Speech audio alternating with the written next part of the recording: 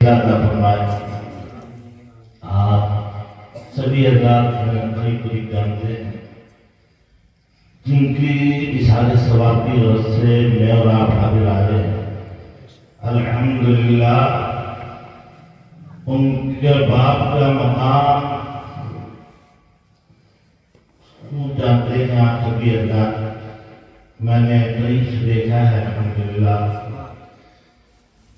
کہ ڈاکٹر صاحب تو شاید یہ سوچتے ہیں یہ ہمارے ہیں،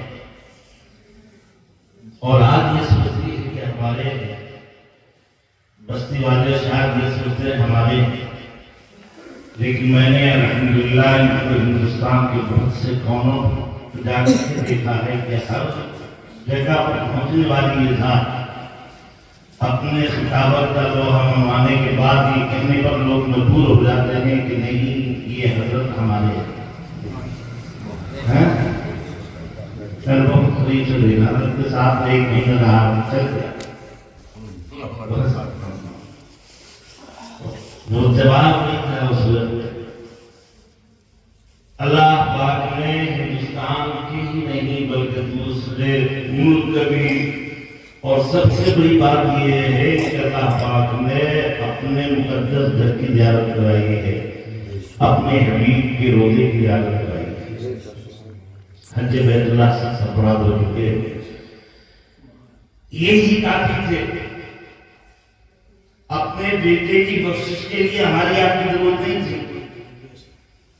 اللہ پاک نے عالم دین بھی بنایا ہے، حافظ قرآن بھی بنایا ہے، قاری قرآن بھی بنایا ہے، خطیب بھی بنایا ہے، اور ایسے مدرسے سے آپ ملک میں سیلاب کر رہے ہیں کہ جو ایک درفشہ ستارے کی مانند تمام ہندوستان میں نہیں بلکہ دوسرے ممالکوں میں مشہور ہے، جس سے فارغ ہونے والے علماء کرام جہاں بھی جاتے ہیں اپنا ایک چھاپ چھوڑ کے چلے آتے ہیں۔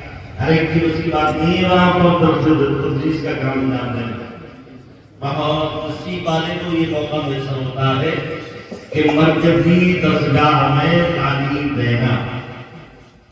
کافی تھی، ہماری آپ کی ضرورت نہیں تھی، اس لیے کہ جس منصب کو بھی لے لیجیے، اگر خالی حاجی کو لیں گے آپ تو میرے آپ کی ساری کائنات کے رسول نے ارشاد فرمایا کہ حاجی اس نے حج اللہ اور اس کے رسول کی رضا و خوشنودی کے لیے کیا ہے، تو میرے دوستو حاجی کو اللہ پاک میدان حشر میں وہ مقام عطا فرمائے گا کہ جو 400 گناہگاروں کو جنت میں لے کر جائے گا۔ کافی تھے یہ۔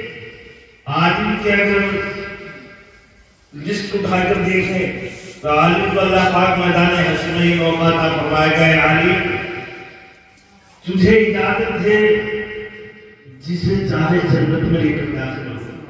یہ اللہ کی رحمت دیکھیے، اللہ کا انعام کو دیکھیے ہمارے اور آپ کی راہ پر۔ ہمیں فرض ہوتا ہے تقریر نہیں اس لیے حاضر آیا،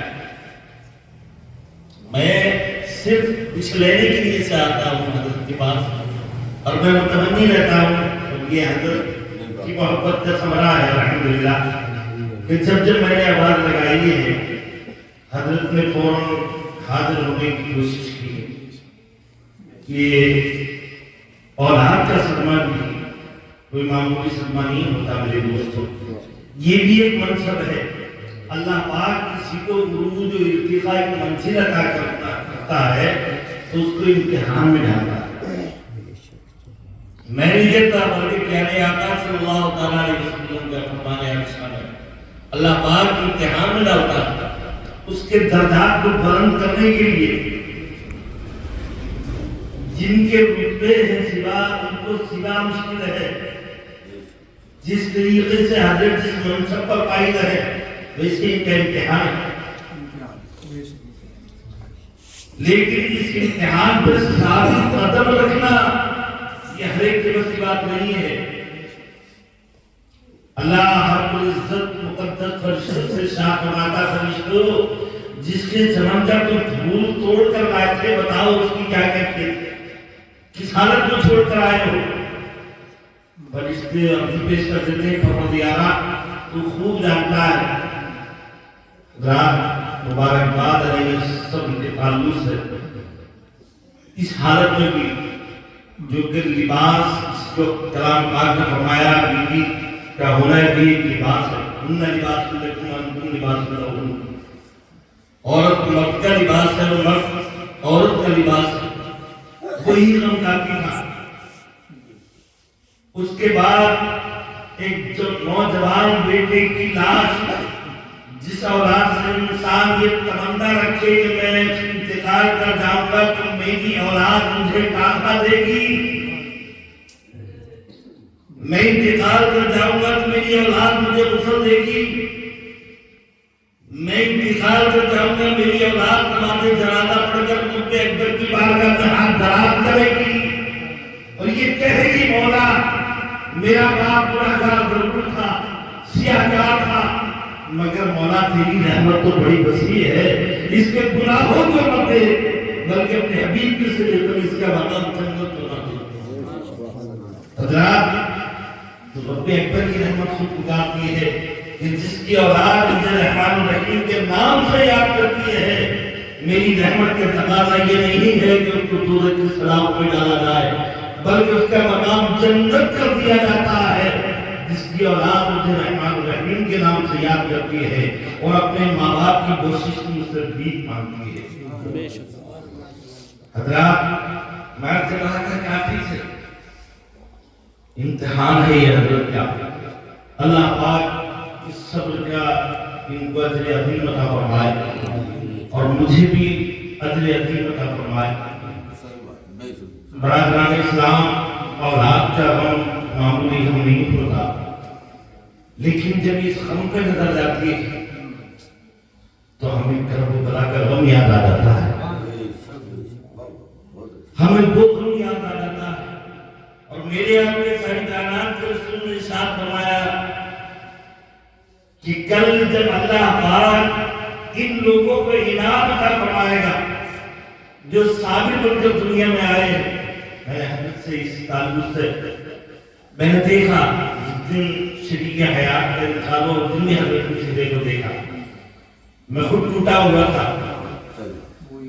میں نے حضرت کے چہرے کو دیکھا، کوئی شکر نہیں، بیٹے کے انتقال پر دیکھا، کوئی شکر نہیں۔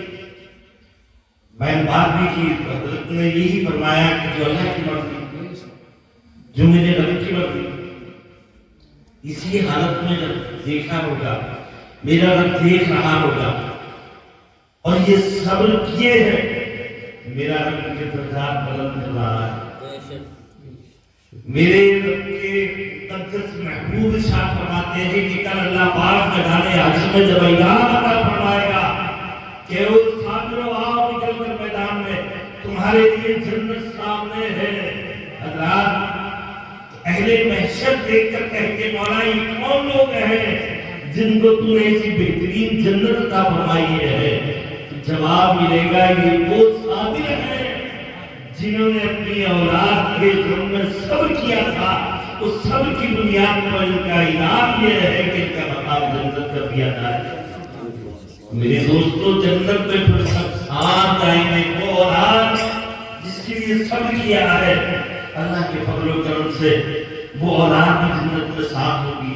اہل محشر کو دیکھ کر حیران ہوں گے کہ کاش ہماری اولاد دنیا میں اللہ پاک کا فرماتا رہتا اور اس طریقے سے اس کے نام پر قربان ہوتی رہتی اولاد دنیا سے جاتی رہتی، رب پر اٹھاتا رہتا۔ کاش کینچیوں سے کٹنے کے بعد میں انسان دنیا سے رخصت ہوتا تاکہ آج میدان حشر میں سب مل کر جنت میں ساتھ موجود ہو۔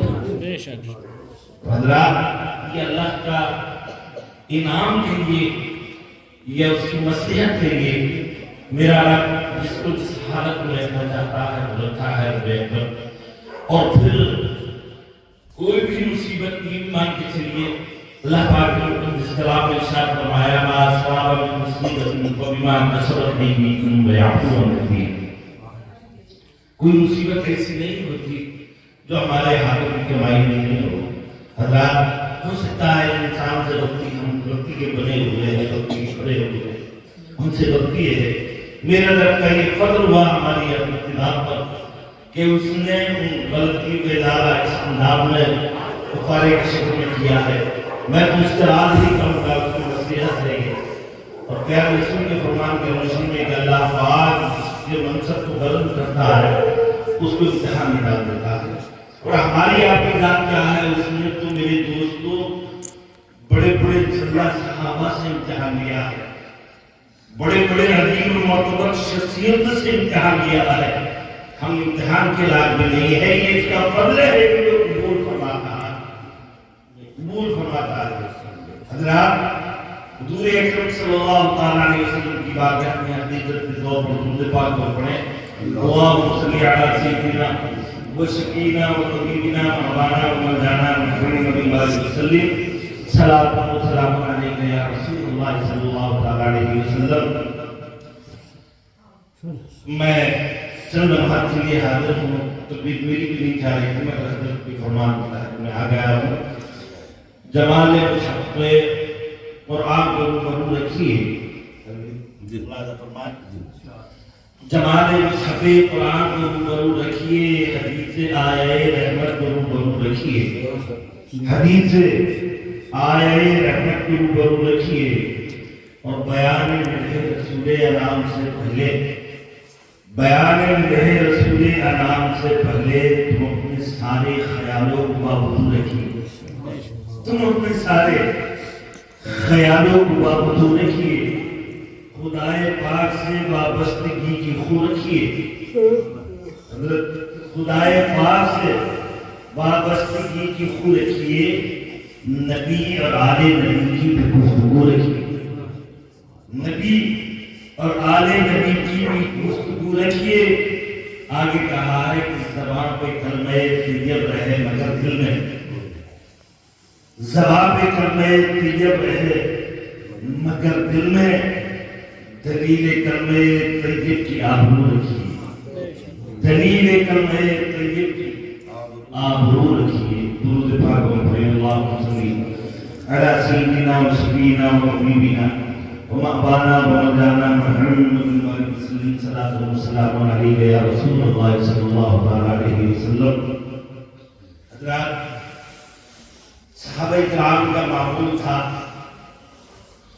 کہ ہر لمحہ حضور اکرم صلی اللہ تعالیٰ علیہ وسلم کے فرمودات کے تحت اپنی زندگی کے ایام گزارا کرتے تھے. آج میں فرشتوں جان نہیں چاہتا نہ بس اتنا, اس لیے کہ